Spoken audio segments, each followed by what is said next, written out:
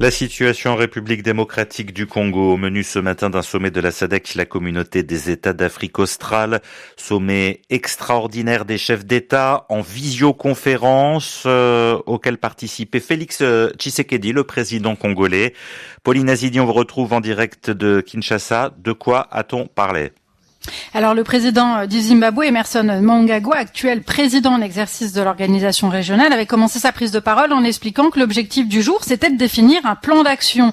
Et parmi les questions à trancher, vous l'avez dit, l'avenir de la force militaire déployée dans le pays, la SAMI-DRC, qui a été mise en place pour remplacer celle d'une autre organisation régionale, la communauté d'Afrique de l'Est, dont Kinshasa réclamait le départ. Depuis la prise de Goma par le groupe armé AFC M23 à la fin du mois de janvier, les soldats de la SADC étaient dans l'attente d'une clarification de leur situation. Cette force étant désormais encerclée par le Rwanda, on devrait se diriger vers son retrait progressif, estimait une source congolaise proche du dossier. Et c'est effectivement le cas. Les chefs d'État actent la fin de son mandat.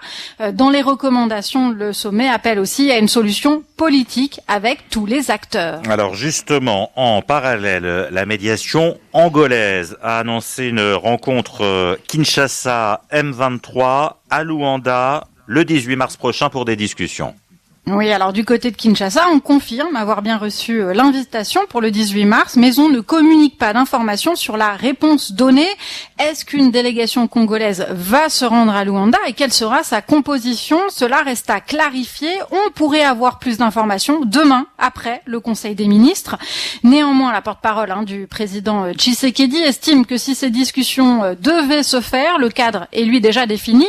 Cela doit être dans le cadre de la résolution 2773 du Conseil de sécurité des Nations Unies qui nous renvoie aux deux processus de Luanda et de Nairobi, explique Tina Salama à RFI.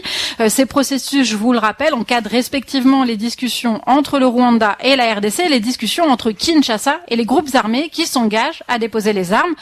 Côté AFC M23, pas de commentaires concernant cette annonce angolaise.